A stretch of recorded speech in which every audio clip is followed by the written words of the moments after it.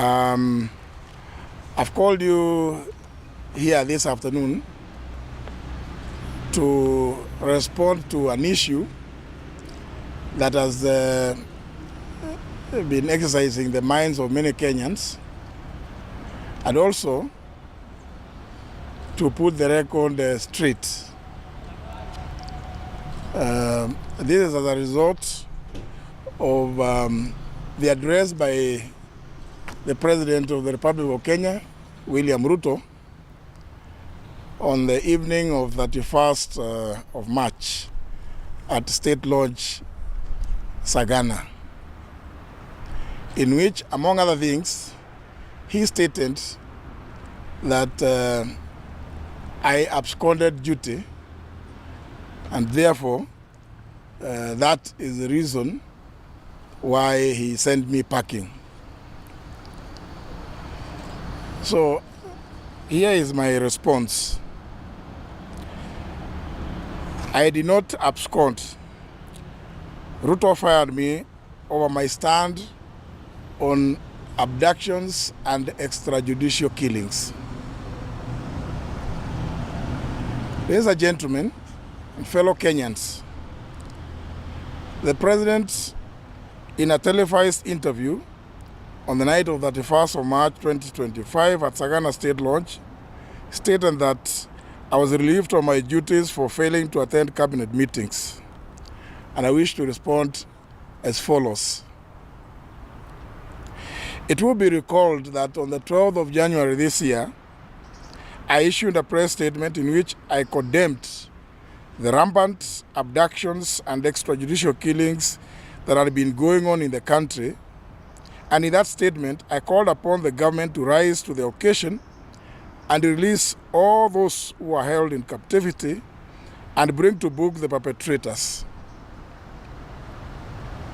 Subsequent to that statement, I was challenged, as many Kenyans would recall, to go and record a statement with the DCIO Kilimani, because in their own words, the matter was under active investigations. In obedience to that challenge, on the 14th of January this year, I recorded a comprehensive statement at the DCIO Kilimani. In that statement, I raised many fundamental issues as to how, among others, my son had been abducted and later released at the intervention of the President. This elicited calls for my resignation or sacking, including from several cabinet members and leaders from both houses of parliament. There have been, for the record, this year, 3 cabinet meetings to date. The first one being on the 21st of January at Kakamega State Lodge. As usual, I received the invitation to attend the cabinet meeting, as well as the agenda of the cabinet meeting. After going through that agenda list, I realized that there was no agenda touching on the question of abductions and extrajudicial killings. Yet even, as we all know, even the President himself, on the 27th of December last year, at a public rally in Homa Bay, when challenged about that issue, he pledged to put an end to abductions. I therefore felt in good conscience that it would not be fitting for me to attend a cabinet meeting that did not address such a monumental issue that goes to the core of our constitutional basis and the rule of law. Additionally, I felt that for cabinet to meet and not discuss this issue would be either too insensitive or would be seen to be complicit in those heinous activities. In the circumstances, I decided to write to the President through the Secretary of the Cabinet, drawing his attention to these issues and requesting him to excuse my non-attendance for those reasons. Ladies and gentlemen, I will be supplying you with a copy of that letter detailing what I stated to the President. The information I have to date is that the Secretary of the Cabinet did deliver the letter to the President, but no response. The next Cabinet meeting was a special one called on the 11th of February 2025, and I received both the invitation and the agenda of the meeting. Like in the first instance, I went through the agenda and found that the issues of abductions and extrajudicial killings were still not listed. I again wrote to the President directly this time, drawing his attention to my earlier letter dated 20th of January this year, and stated that I found it untenable for the highest decision-making body of the state to continue sweeping the matter of abductions and extrajudicial killings under the carpet. I stated therein that I would not attend any other cabinet meetings until the issues of abductions and extrajudicial killings were listed as an agenda for discussion, debate, and resolution on the way forward.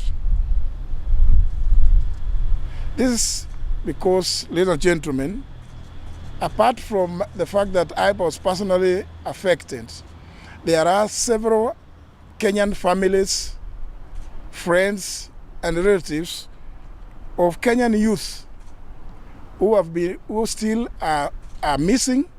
Others have been found dead, and others released after undergoing a lot of torment. The third cabinet meeting took place on the 11th of March 2025 at State House, Nairobi. And like in the other two, I had been invited and sent the agenda for the day. The item on abductions and extrajudicial killings was still missing on the agenda. Once again, I wrote directly to the President in a letter dated 10th of March, again referring to the previous two letters and reiterating my position. And I did beseech the President this time around to direct that the vexing issue of abductions and extrajudicial killings in our country be prioritized and placed on the agenda for any future cabinet meetings.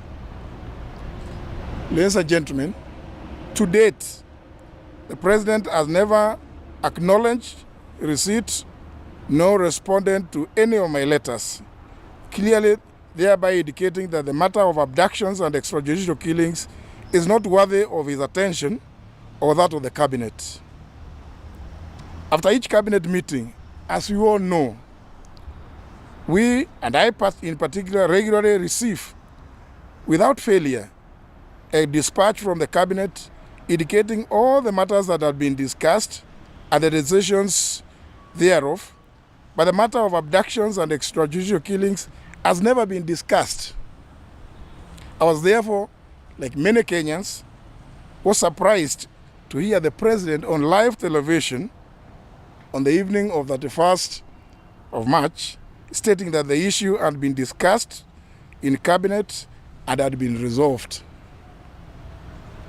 Since my reasons for not attending cabinet are clearly stated in the letters that I have referred to, the inference one draws from my sacking is that raising the issue of abductions and extrajudicial killings must be terribly annoying to the President.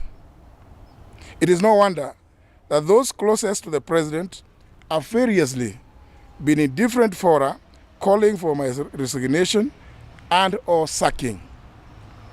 From what I've stated above, it is clear that what the President has said about my not attending cabinet meetings is untrue and perhaps confirms what we have been seeing on social media, where many Kenyans are overwhelmingly doubting anything that the President says.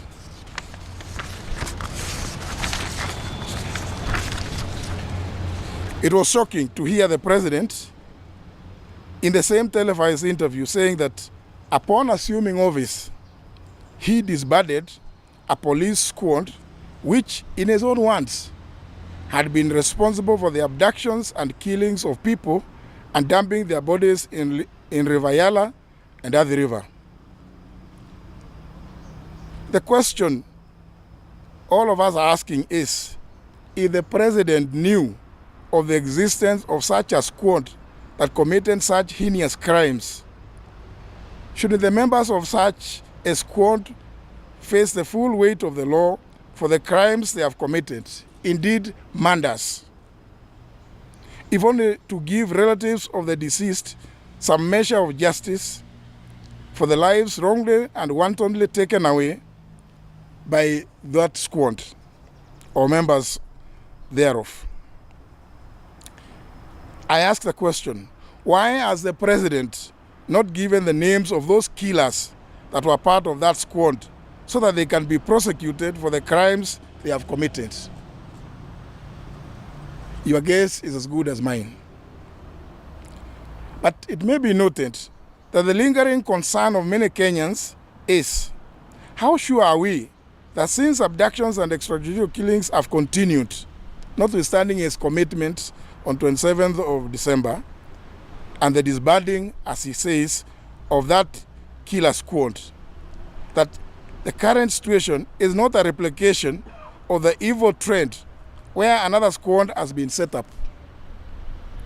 When my son was abducted, all efforts to trace him and get him released from the various security agencies in the country proved futile, until when I went to the president himself and he called the Director General of the National Intelligence Service.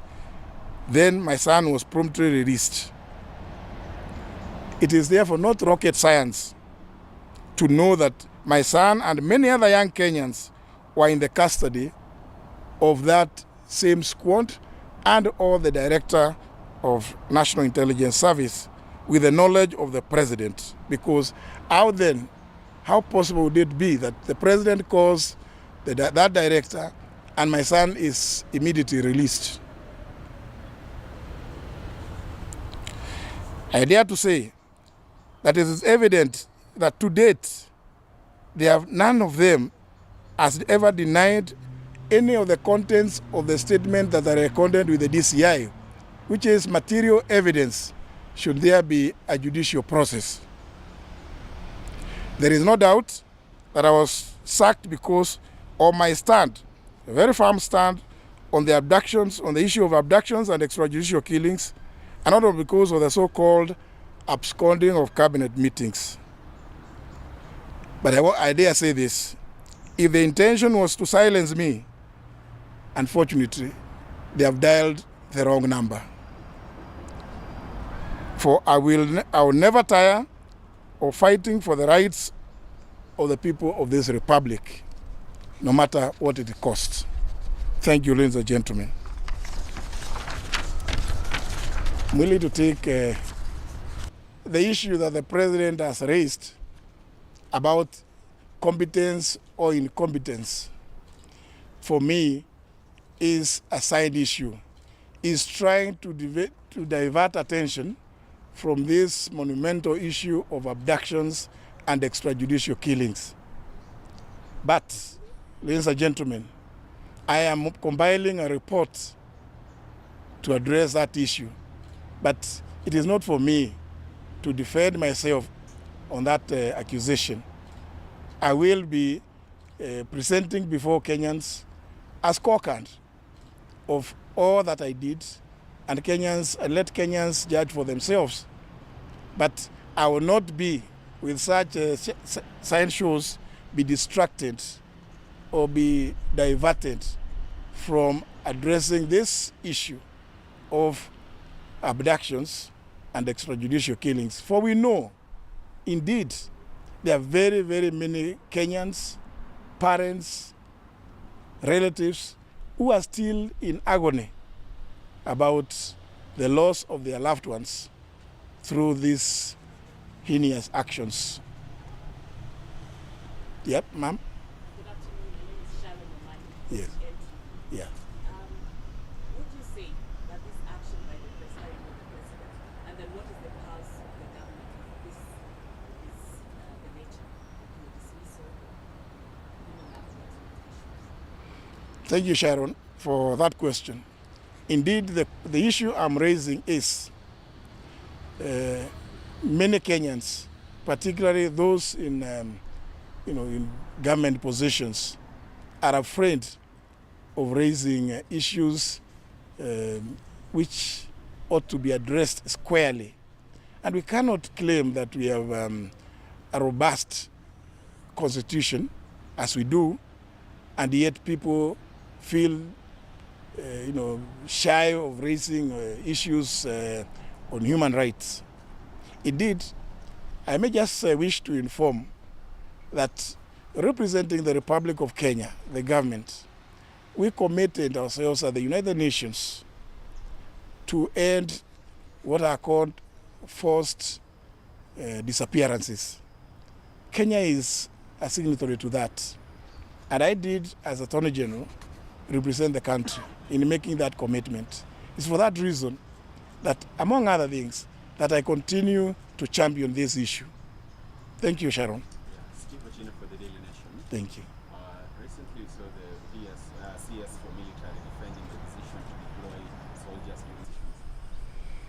during missions. I don't know what reasons he has for firing Irongo Nyakera. But what I know is the continued existence of that Gazette notice of June last year, long after the unrest which were meant to quell or to assist the national police to quell, has long disappeared.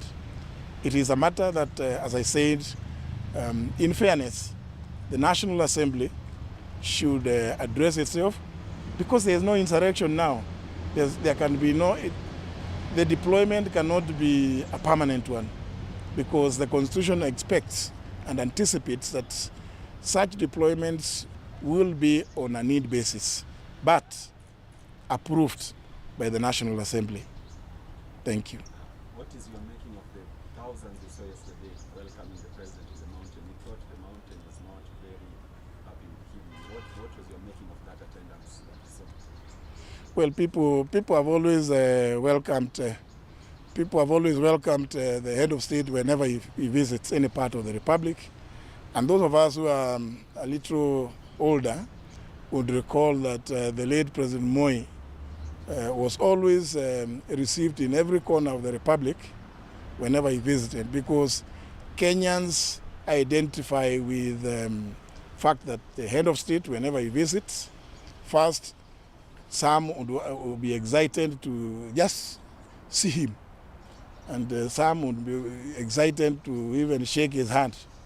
It means nothing beyond that. Yes. David Kagina with KTT. Regarding politics now, the president is on record saying... my friends from the state. After from where you sit, is that something that has been happening? Well, I don't know a syllabus for that. About mentoring young politicians. I haven't seen any syllabus. Maybe those frequent visits could be part of the syllabus, but that really I would leave it to him, and he is at liberty to mentor whomever he chooses. Yes.